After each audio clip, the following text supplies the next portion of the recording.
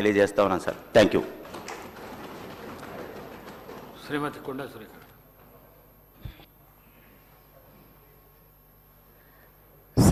Sir నాకు అవకాశం ఇచ్చినందుకు అధ్యక్ష ముందుగా ధన్యవాదాలు తెలియజేస్తూ ఈరోజు వృద్ధ తల్లిదండ్రులకు తెలంగాణ ప్రభుత్వ ఉద్యోగుల తరఫున భద్రత కల్పిస్తూ మరి వారు తప్పనిసరిగా వారి శాలరీ నుంచి 15% కానీ లేకపోతే 10,000 కానీ ఏది తక్కువ ఉంటే అది ఇవ్వాలి అనేటువంటి ఒక బిల్లును ఈరోజు బిల్లు రూపంలో ప్రవేశపెట్టి దాన్ని మరి ఆమోదింపజేయడానికి మాట్లాడే అవకాశం ఇచ్చినందుకు ముందుగా ధన్యవాదాలు అధ్యక్ష.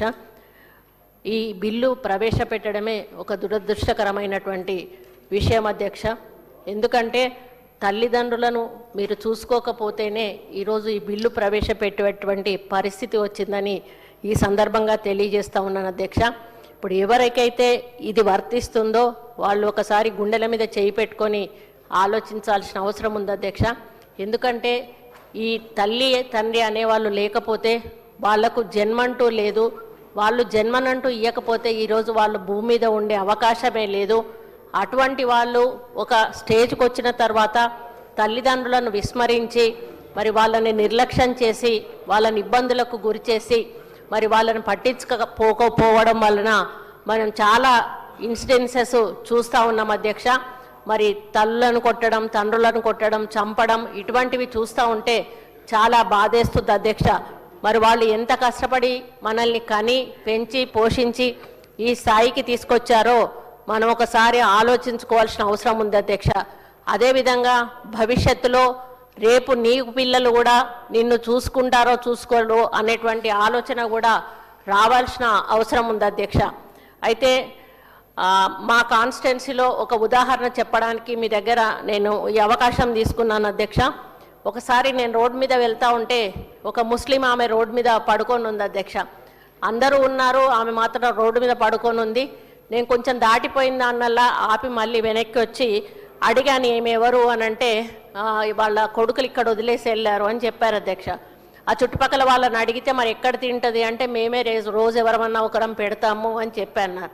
మరి ఎక్కడ పడుకుంటుంది అంటే మా చావిట్లలోనే పడుకుంటుంది అని చెప్పారు అధ్యక్ష. మరి వాళ్ళు రారా కొడుకులు అంటే ఇక్కడ నుంచే ముందు నుంచే వెళ్తూ ఉంటారు కొడుకులు, బిడ్డ అల్లుడు కూడా ముందు నుంచే వెళ్తూ ఉంటారు, కానీ ఆమెను ఎవరు కూడా కనీసం పలకరించరు అని చెప్పడం జరిగింది అధ్యక్ష. అప్పుడు నాకు బాధేసి ఈ వృద్ధాశ్రమం నుంచి వాళ్ళని పిలిపించి నేనే స్వయంగా తీసుకెళ్ళి ఆ ఓల్డేజ్ హోమ్లో జాయిన్ చేయడం జరిగింది అధ్యక్ష. నేను జాయిన్ చేసిన 14వ రోజు ఆవిడ చనిపోవడం జరిగింది అధ్యక్ష. చనిపోయిన తర్వాత నేను ఆశ్రమానికి వెళ్ళి చూసే వరకు అప్పుడే కొడుకులు వచ్చి ఉన్నారు అధ్యక్ష.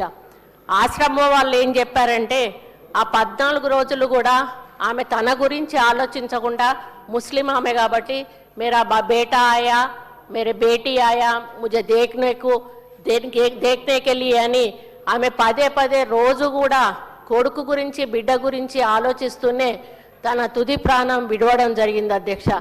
అది అధ్యక్ష తల్లి అంటే. అటువంటి తల్లిని నిర్లక్ష్యం చేస్తే అది మనకు మంచిది కాదు, మన పిల్లలకు కూడా మంచిది కాదు అనే విషయాన్ని కూడా మరి ఈ సందర్భంగా నేను విజ్ఞప్తి చేస్తూ ఉన్నాను అధ్యక్ష. మరి అటువంటి సంఘటనలు జరగకుండా ఉండాలంటే తప్పనిసరిగా రెస్పాన్సిబిలిటీ ఫిక్స్ చేయాల్సిన అవసరం ఈరోజు వచ్చింది. కాబట్టి మన ముఖ్యమంత్రి గారు ఇంత మంచి నిర్ణయాన్ని తీసుకోవడం నిజంగా నేను హర్షిస్తున్నాను అధ్యక్ష.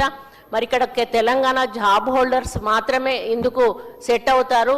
ఇప్పుడు పెద్దలు మాట్లాడినట్టుగా ఇతర దేశాల్లో ఉన్న వాళ్ళు కూడా కనీసం చనిపోతే వచ్చి తల్లిదండ్రులను దహన సంస్కారాలు కూడా చేయలేనటువంటి పరిస్థితుల్లో ఉన్నారు అధ్యక్ష.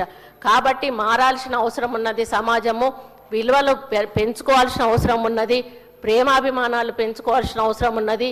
మొత్తం కమర్షియలైజ్ అయిపోయి మన ఫ్యామిలీలలో విలువలు లేకుండా పోతున్న ఈ సమయంలో ఇటువంటి బిల్లును ప్రవేశపెట్టి మరి తల్లిదండ్రుల బాధ్యతను మీరు తప్పనిసరిగా తీసుకోవాలి అన్నటువంటి ఒక సంకేతాన్ని ఈ సభ ద్వారా మేమందరం కూడా పంపించే అవకాశం కల్పించిన ముఖ్యమంత్రి గారికి ప్రత్యేక ధన్యవాదాలు తెలియజేస్తూ ఈ బిల్లును సపోర్ట్ చేస్తూ సెలవు తీసుకుంటాను అధ్యక్ష.